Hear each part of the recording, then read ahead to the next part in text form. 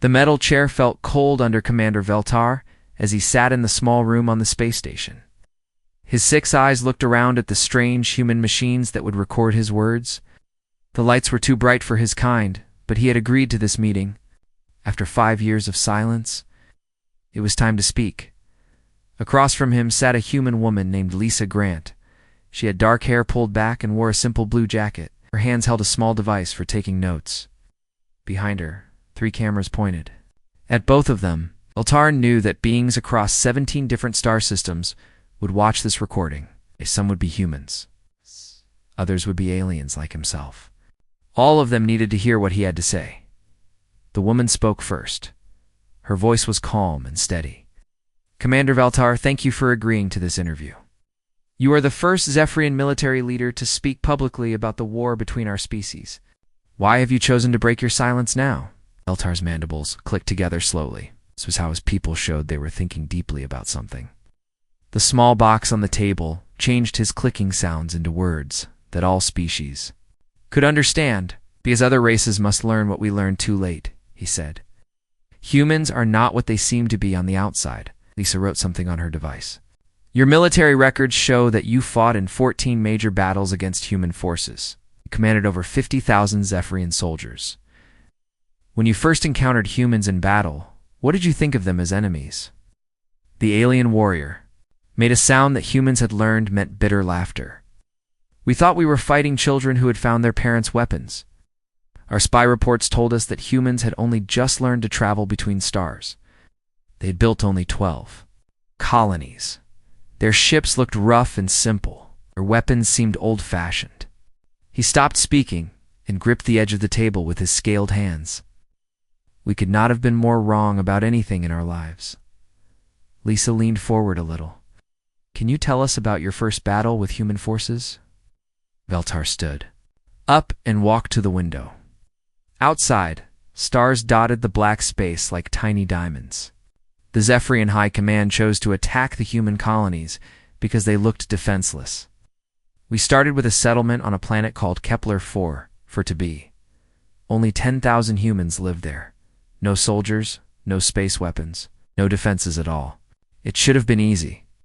This was the battle that humans call New Dakota, correct? Yes, we brought 100,000 soldiers to fight 10,000 farmers and miners.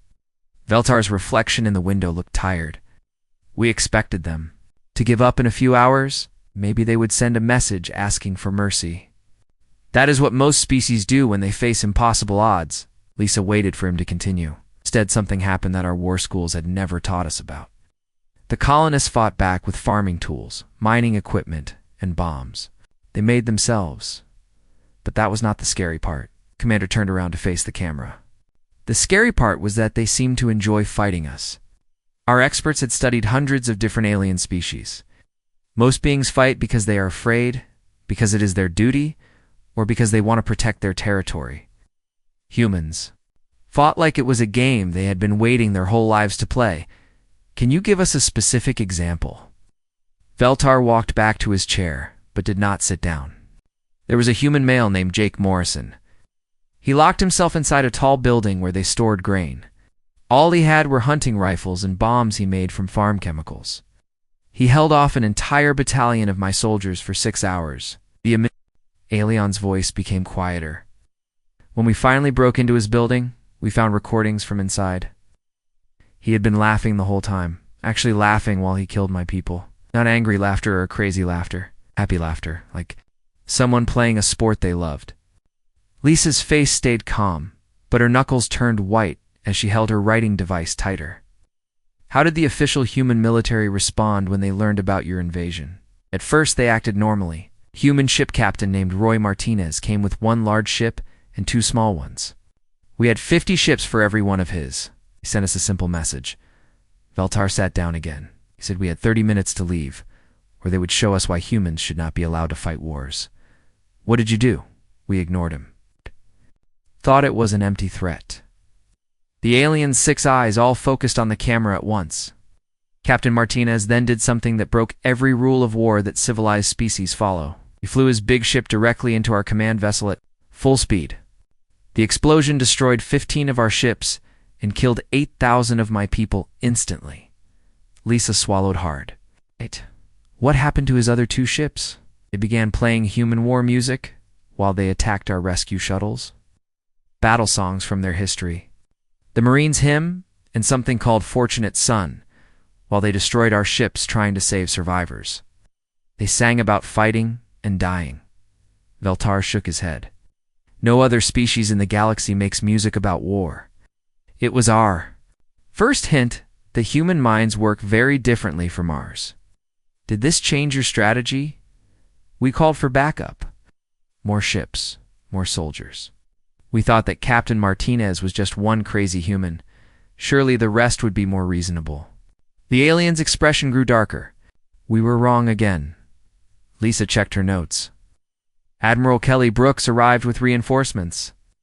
Yes, she brought 30 human ships to fight our remaining 200 vessels.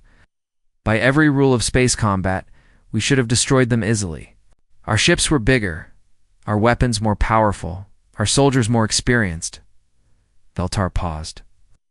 Admiral Brooks sent us one message before the battle started. What did she say?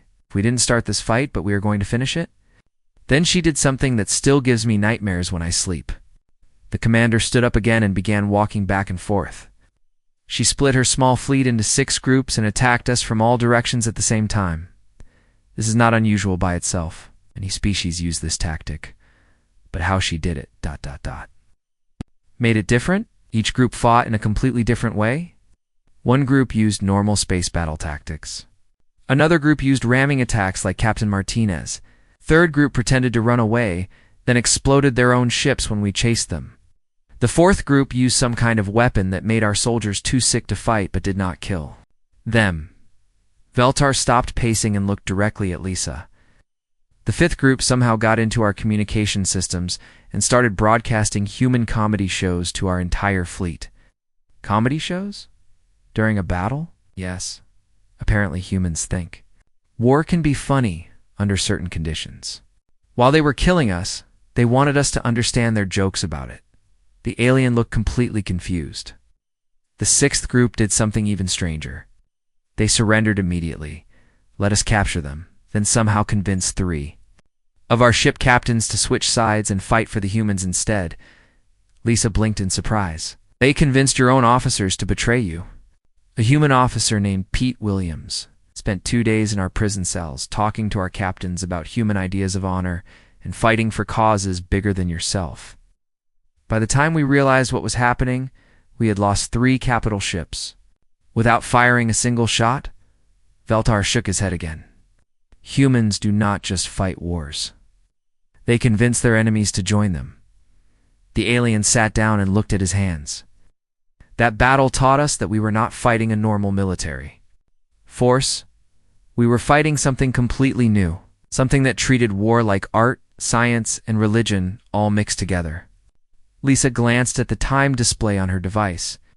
We're going to take a short break here, but when we return, Commander Veltar will tell us about the most terrifying battle of the war, explain why he believes every species in the galaxy needs to understand what humans are truly capable of.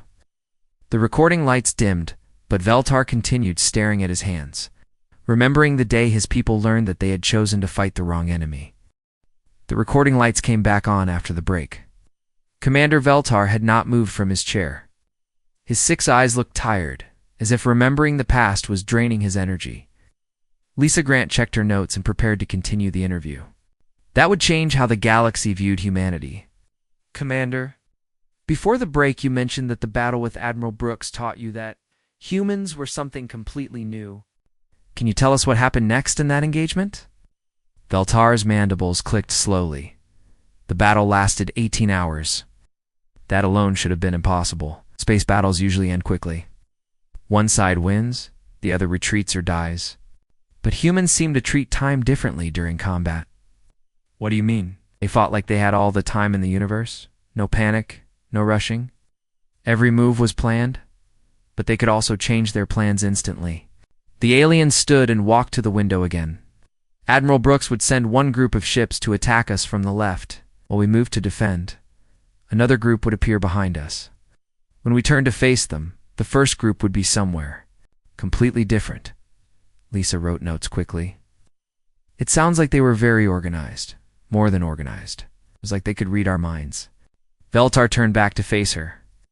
Later, we learned something that explained everything.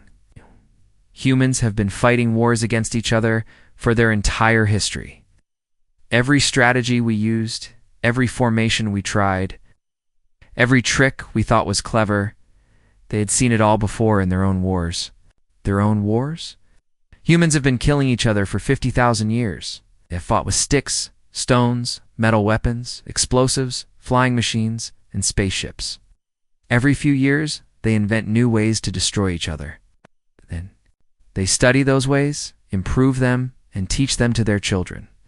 The alien's voice carried a mixture of horror and respect. We were fighting beings who had spent millennia perfecting the art of war. Lisa looked uncomfortable. Can you describe the moment when you realized you were going to lose? Veltar sat down heavily. It was hour 14 of the battle. We had lost 60 ships. The humans had lost only 3. Admiral Brooks contacted me personally on a private channel. What did she say? She asked if I was a career military officer or just following orders from politicians. The alien's expression showed confusion. I told her I was a soldier, like my father and grandfather before me, she said. Good, then you understand that sometimes good soldiers have to make hard choices to save their people. Lisa leaned forward. What kind of choice did she offer? She said I could surrender now and save the lives of my remaining soldiers, or continue fighting and watch them all die for nothing. Veltar's voice became quieter. She told me that humans did not enjoy killing other warriors. They only did it when they had to. Did you believe her? No, I thought it was a trick. I told her that Zephyrians do not surrender. We fight until victory or death. The alien paused. Admiral Brooks was quiet for a long moment. Then she said something I will never forget, which was, she said, Commander, I respect that. Respect does not stop bullets, and honor does not heal wounds. I am going to give you one more chance. To save your people, because after this, I will have to stop holding back. Lisa's eyes widened. They had been holding back? You thought they were fighting with everything they had? We were completely wrong. Veltar stood and began pacing again. I chose to keep fighting. I thought human mercy was weakness. Admiral Brooks sighed, actually sighed like she was disappointed in me, and said, I'm sorry you made that choice. What happened then? The human ships began moving in ways that should have been impossible. They seemed to know exactly where we would fire our weapons before we fired them. They predicted every move we made, every tactic we tried. It was like fighting an enemy. Who could see the future? The alien stopped pacing and looked directly at the camera. But it was not magic or future sight. It was experience. These humans had fought so many wars that they could guess what we would do because they had seen it all before. Lisa checked her notes. The battle reports mentioned something called the singing ships. Can you explain that? Veltar's expression became even more troubled. In hour 16, when we were down to 40 ships, the human vessels began broadcasting music across all communication channels. Not war songs this time. Sad songs about soldiers who died far from home. Why would they play sad music during a battle? We learned later that humans have a tradition. When they know a battle is almost over, they play songs to honor the dead. On both sides, they were not celebrating our defeat. They were mourning the fact that so many had to die. The alien shook his head. No other species mourns their enemies. How did the battle end? Major Susan Clark took 5 damaged human ships and flew them directly into the center of our formation. We thought it was another ramming attack, so we prepared to shoot them down. But instead of crashing into us, they just stopped in the middle of our fleet. Lisa waited for him to continue. Then they began broadcasting something that broke our spirits completely. A human child singing a lullaby. A gentle song about peaceful sleep and happy dreams, as this innocent voice filled every ship in our fleet. Major Clark activated some kind of weapon that shut down all our systems. All of them. Engines, weapons, life support, communications, everything stopped working except the speakers playing that child's song. We floated helplessly in space while human soldiers boarded every ship in our fleet. Veltar's voice cracked. They moved. through our vessels like they owned them. Anyone who resisted was killed quickly and efficiently. Anyone who surrendered was treated with respect. How many of your people survived? Of my original 50,000 soldiers and 300 ships, only 1,200 survived as prisoners. But here is what shocked us most about the humans. The aliens sat down again. They fed us better food than our own military provided. They gave medical care to our wounded with the same attention they gave their own injured soldiers. They seemed genuinely sad that so many of us had died. Lisa looked puzzled. They were upset about killing your people? Yes. Admiral Brooks visited me in the prison hospital where they were treating my injuries. She sat by my bed and apologized for the deaths of my soldiers. She said that killing other warriors was the hardest part of her job, but sometimes it was necessary to protect innocent people. What did you think of that? I thought she was lying. No species feels sorry for killing their enemies. But then she showed me something that changed my mind. Veltar paused. She pulled out a small device and showed me pictures of human soldiers who had died in the battle. She knew their names, their ages, where they came from, their families. She memorized information about her own dead. Not just memorized. She cared about them as individuals. Each death hurt her personally. The alien looked confused. Then she asked me about my soldiers who had died. She wanted to know their names, their stories. She said that every warrior who dies in battle deserves to be remembered. Lisa wrote more notes. What happened after you were captured? We were taken to a human military base for questioning. But it was not like interrogation in our military. The humans gave us comfortable rooms, good food, and entertainment. They treated us like guests instead of prisoners. Oh, did they try to get information from you? Yes, but not through torture or threats. A human intelligence officer named Colonel Matt Davis simply talked to us. I asked about our families, our homes, our reasons for fighting. He seemed genuinely interested in understanding us as people. Veltar walked back to the window. Colonel. Davis told me something that explained why humans fight so differently from other species. He said that humans learned long ago that the best way to defeat an enemy is to understand them completely. Not just their tactics or weapons, but their hopes, fears, and motivations. How did that help them? Because once they understand you, they can predict everything you will do. They know what you will fight for and what you will run from. They know when you will be brave and when you will be afraid. The alien turned to face Lisa. Colonel Davis knew more about Zephyrian culture after 1 week of talking to prisoners than our own leaders knew about humans after years of planning invasion. What was the most surprising thing you learned about humans during your captivity? That they did not want to fight us at all. Every human soldier I met talked about missing their families, their homes, their peaceful lives. They all wanted to go back to building things instead of destroying them. Altar's expression showed bewilderment. They were incredibly good at war, but they hated every minute of it.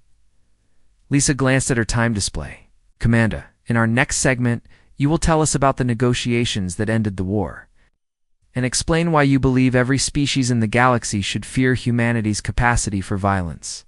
But first, can you sum up what you learned from this first major defeat? Veltar looked directly into the camera. We learned that humans do not just fight wars, have turned warfare into a science that they study and improve constantly. But more importantly, we learned that the deadliest warriors in the galaxy are the ones who understand the true cost of violence. Humans fight so well because they know exactly how terrible war really is. The cameras began recording again as Commander Veltar returned to his seat. His scaled hands trembled slightly as he gripped the armrests. Lisa Grant could see that talking about these memories was becoming harder for the alien warrior. Commander, you mentioned that your defeat taught you humans were different from other species. But the war continued for 3 more years after your capture. What happened during that time? Veltar's 6 eyes blinked in sequence. The Zephyrian High Command refused to believe my reports. They thought I was lying, or that the humans had damaged my mind somehow. They sent larger fleets with better weapons and more experienced commanders. How did the humans respond to these new attacks? President John Hayes sent messages to our leaders offering peace negotiations. He promised that if we stopped attacking human colonies, They would not attack Zephyr in space. The alien's voice grew quiet. Our leaders laughed at his offers. They thought human mercy was proof of weakness. Lisa leaned forward. What changed their minds? General Amy Foster happened. Veltar stood and walked to the window again. When diplomacy failed, the humans decided to show us what they could really do. General Foster was given command of something called the Rapid Response Fleet. That made this fleet special? It was not bigger than other human fleets, only 50 ships. But every vessel was designed for one purpose, to move fast and hit hard. General Foster used them to attack 6 different Zephyrian military bases in 6 different star systems on the same day. Lisa's eyes widened. 6 coordinated attacks across that much space. Should have been impossible. We thought so too. Our military experts said no species could plan and execute attacks across such distances at the same time. But humans had been preparing for this kind of warfare for decades. Veltar turned from the window. They call it force projection, the ability to fight anywhere in the galaxy with very little warning. How did they coordinate such complex operations? Every human ship has advanced communication systems that connect to all other human ships. Instantly, they do not just talk to each other, they share information, battle plans, and tactical data in real time. It is like fighting one giant organism with thousands of eyes and arms instead of separate ships. Lisa wrote notes quickly. What happened during these simultaneous attacks? Each attack was different, but all were perfectly planned.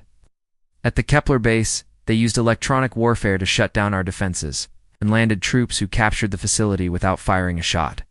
At the Vega station, they simply destroyed everything from long range. The Centauri outpost, they somehow convinced our garrison to surrender by showing them videos of what had happened to other bases. Videos? Human psychological warfare. They recorded every battle, every defeat, every moment of destruction. Then they broadcast these recordings to their next targets. Our soldiers would see exactly what humans were capable of before the fighting even started. Veltar sat down again. Fear became their most powerful weapon. What was the most devastating attack? Veltar was quiet for a long moment. The assault on Zephyr Prime, our home system. The most heavily defended location in our empire, Lisa's. Pen stopped moving. The humans attacked your homeworld. Not attacked, demonstrated. The alien's voice became hollow.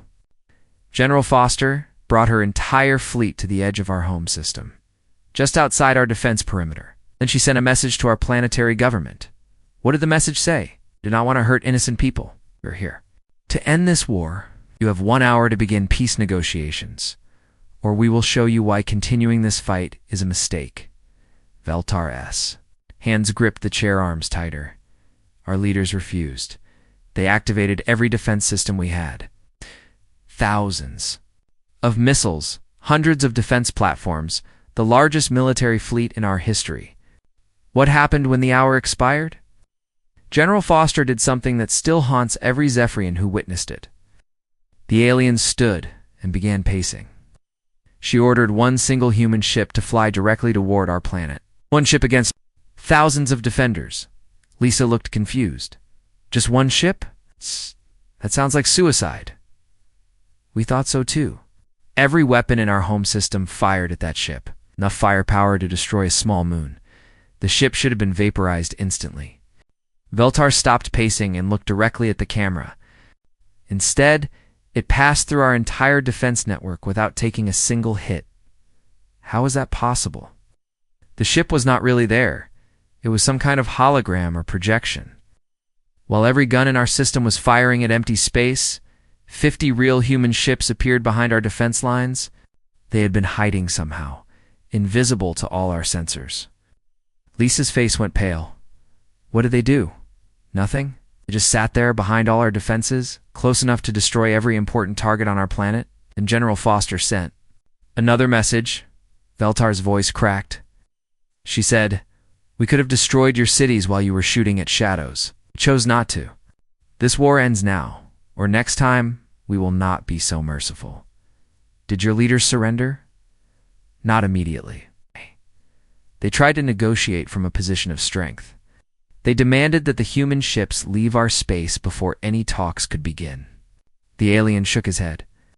General Foster's response was simple. She said no. What happened next? For 6 days, human ships sat in our home system. They did not attack anything or anyone. They just stayed there, proving that our most powerful defenses meant nothing to them. They could have destroyed our civilization at any moment, but they chose to wait. Veltar walked back to his chair, but did not sit. On the 7th day, something happened that broke our will to fight completely. The humans began helping us. Helping you? During a war? A cargo ship carrying food to our outer colonies had mechanical problems and was stranded in space. The crew was dying. Our rescue ships could not reach them in time. The alien's expression showed complete bewilderment. Human medical vessel left the fleet and rescued our people. They gave medical care to the crew and repaired their ship. Lisa stared at him. They saved enemy civilians while occupying your home system? Yes. And when our leaders demanded an explanation, Captain Lisa Brooks, Admiral Brooks's younger sister, said something that changed everything. Veltar finally sat down. She said, "We are not here to hurt innocent people. We're here to stop a war. Your people are not our enemies. Your government's decisions are our enemies." How did your people react to this? The rescue was broadcast on all our news networks. Millions of Zephyrians watched human soldiers risking their lives to save our civilians. Public opinion turned against continuing the war. The alien looked at his hands. Our own people began demanding peace negotiations. What was the final battle that ended the conflict? Veltar's voice became barely audible. There was no final battle. The war ended with a phone call. A phone call? General Foster contacted our highest military. Commander General Zector, on a private channel. She spoke to him for 20 minutes. Nobody knows what she said, but when the call ended, General Zector ordered all Zephyrian forces to cease fighting immediately. Lisa looked puzzled. What could she have said to change his mind so quickly? I asked General Zector that question. Years later, told me that General Foster did not threaten him or demand surrender. Instead, she talked about her own soldiers who had died in the war. She named them, told their stories, described their families. Veltar's voice grew thoughtful. Then she asked him to tell her about Zephyrian soldiers who had died. That matter? Because General Zector realized that this human general cared about our dead warriors as much as her own. She was not fighting because she hated us. She was fighting because it was her duty, and she wanted that duty to end. The alien looked up at Lisa. General Zector said that anyone who mourned her enemies' deaths while still fighting perfectly was too dangerous to oppose. What do you mean by fighting perfectly? In 3 years of war, humans never made a strategic mistake. They never lost a battle they wanted to win. They never failed to achieve an objective they set for themselves. They fought like machines. But machines that cared about every life lost on both sides. Veltar stood for the final time in this segment. But the most terrifying thing was not their skill, or their technology, or their tactics. The most terrifying thing was their restraint. Restraint. We learned after the war that humans had weapons they never used. Planet-destroying bombs. Diseases. That could kill entire species. Ships that could move faster than anything we had ever seen. They could have ended the war in days, but they chose to fight in ways that minimized casualties on both sides. The alien walked to the window one last time. We were fighting an enemy that was holding back to protect us from themselves. Is when I understood that humans are not just warriors. They are warriors with consciences. That makes them the most dangerous beings in the galaxy. Lisa glanced at her notes. In our final segment, Commander, you will tell us about the peace, negotiations, and your warning to other species. But first, what lesson should other civilizations learn from the Zephyrian defeat? Veltar looked directly into the camera with all 6 eyes. Never fight someone who is better at war than you are, but who does not want to be fighting at all. The final recording session began with Commander Veltar sitting quietly in his chair. The alien warrior looked older somehow, as if telling his story had aged him. Lisa Grant checked her notes one last time before asking the questions that would complete this historic interview. Commander, the war ended 5 years ago. You spent 3 months on Earth during the peace negotiations. What surprised you most about visiting the human homeworld?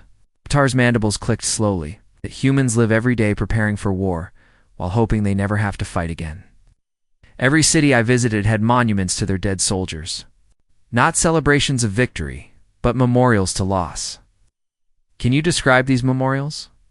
Walls covered with names? Thousands and thousands of names of humans who died in their wars against each other. In Washington, their capital city, there is a black stone wall with 58,000 names from just one war they fought decades ago. The alien's voice grew quiet, but the most shocking thing was watching human children visit these walls with their families. Lisa leaned forward. What did the children do? They traced the names with their fingers. Their parents told them stories about the people who died, not stories about glory or victory, but stories about young humans who would never come home. Veltar stood and walked to the window. I realized that humans teach their children about war by showing them its cost. How did this affect your understanding of human military culture? I learned that every human soldier knows exactly what they are risking. They study their own history in school. They know about battles where millions died, wars that lasted decades, weapons that destroyed entire cities. The alien turned to face the camera. But they also learn about peace, about rebuilding, about turning enemies into friends. Lisa consulted her notes. You met personally with President Hayes during the negotiations. What was that conversation like? President Hayes invited all captured Zephyrian officers to dinner at his residence. Not a formal meeting, just dinner. He served food from our homeworld that his chefs had learned to prepare. Veltar's expression showed confusion. He asked about our families, our homes, our traditions. He seemed genuinely interested in learning about our culture. What surprised you about him as a leader? He had detailed files about every Zephyrian officer who died in the war. It's not just numbers, but personal information. Their ages, their families, their hobbies. During dinner, he told us about a young Zephyrian pilot named Kexlin, who had been shot down over New Dakota. Lisa waited for him to continue. President Hayes knew that Kexlin had 2 children and liked to paint pictures of space. He knew that Kexlin had joined the military to pay for his mother's medical treatment. He knew details about this one enemy soldier that even I did not know. Veltar sat down again. Then he asked us to tell him about the human soldiers we had killed. Why would he want to know that? Because he said that every death in war creates a story that should be remembered. Enemy or friend, every warrior who dies fighting for something they believe in deserves respect. The alien shook his head. No other species honors their enemies dead. What were the terms of the peace agreement? It's much more generous than we expected. Or reparations for the colonies we damaged, formal apologies, and a promise that Zephyrian forces would never again attack human space. Veltar paused. But the most shocking term was the mutual defense agreement. Lisa looked surprised. Humans offered to defend Zephyrian territory? Yes. General Foster explained it during the signing ceremony. She said that a former enemy who becomes a friend is more valuable than someone who was never an enemy at all. We had learned what humans were capable of, which made us either their greatest threat or their strongest ally. They preferred allies. How did your people react to this offer? Many thought it was a trap. How could we trust beings who had defeated us so completely? But President Hayes made a proposal that changed our minds. The alien's voice grew thoughtful. He suggested that young Zephyrian officers train alongside human military cadets. A military exchange program? More than that. A chance for our people to learn how humans think about war and peace. The first group of Zephyrian cadets returned home with stories that amazed our leaders. Lisa leaned forward. What kind of stories? Learned that human military academies spend more time teaching about peace than about war. Students study history, philosophy, ethics, and diplomacy. They learn about the failures of past wars, the importance of protecting civilians, and the responsibility that comes with power. Veltar stood and began pacing. But most importantly, they learn that humans see military service as a last resort, not a first choice. Every human officer is taught that their job is to prevent wars, not start them. Has this changed how Zephyrians view military service? Completely? Our new military training programs include classes on ethics, civilian protection, and post-war reconstruction. We have built memorials to both Zephyrian and human dead from our war. Most surprisingly, we now have human advisors helping us reform our military. Lisa checked her time display. Commander, you requested this interview be broadcast to every species in the Galactic Council. What is your message to other civilizations? Veltar stopped pacing and looked directly into the camera with all 6 eyes. Humans are not like any other species in the galaxy. They do not fight wars the way we understand warfare. For most species, war is about territory, resources, or dominance. For humans, war is about principles. Humans will fight to the death for ideas. Freedom, justice, protection of the innocent, honor among warriors. They will die for concepts that other species barely understand. The alien's voice grew intense. This makes them incredibly dangerous. Because you cannot negotiate with someone's deepest beliefs. What advice would you give to species considering conflict with humanity? Do not. The word came out as a sharp click. But if you must fight them, understand what you are really facing.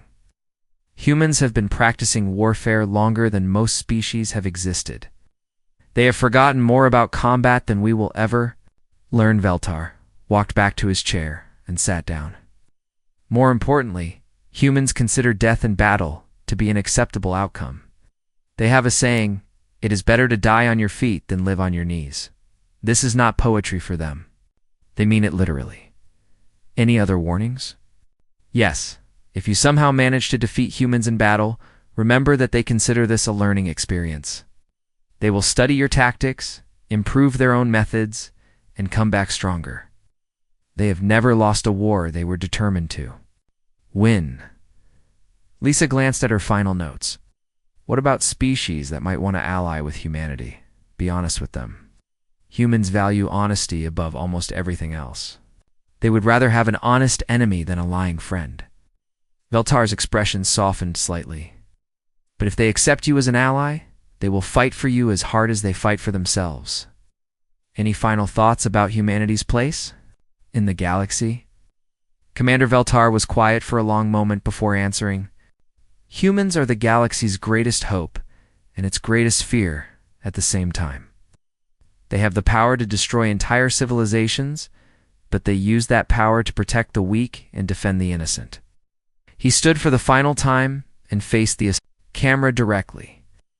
To any species watching this broadcast, remember one thing above all others. Humans do not want to be your enemy. They want to explore, create, learn, and grow. They wage war with such terrible skill precisely because they understand its cost. But if you force them to fight, if you threaten the things they love or the principles they believe in, you will face something that no species in galactic history has ever encountered. Veltar's voice grew cold. You will face warriors who fight like artists, think like scientists, and care like parents. You will face beings who have turned the act of killing into a precise art, but who mourn every death they cause. The alien paused, letting his words sink in across 17 star systems. You will face humanity unleashed. And when that happens, the only question that matters is whether they will show you mercy when you finally surrender. Lisa closed her notebook. Commander Veltar, thank you for sharing your experiences with us. Is there anything else you want to add? Veltar looked out the window at the stars one final time. Yes. To the humans who might be watching this interview, thank you for showing mercy to a defeated enemy. Thank you for teaching us that strength and compassion can exist together. Thank you for proving that the most powerful warriors in the galaxy can also be the most honorable. Recording lights dimmed for the final time. As the cameras powered down, Lisa Grant sat in silence, realizing that this interview would change galactic politics forever. Across the stars, species that had been considering aggression against human space would reconsider their plans. And somewhere in the depths of space, human patrol ships continued their quiet watch, their crews unaware that they had become legends among the stars. Commander Veltar gathered his ceremonial items and prepared to leave, knowing that his testimony would serve as both warning and promise to every civilization in the galaxy. Humans could be the most terrible enemies imaginable, but they could also be the most loyal friends. The choice, as always, belonged to those who decided how to approach them.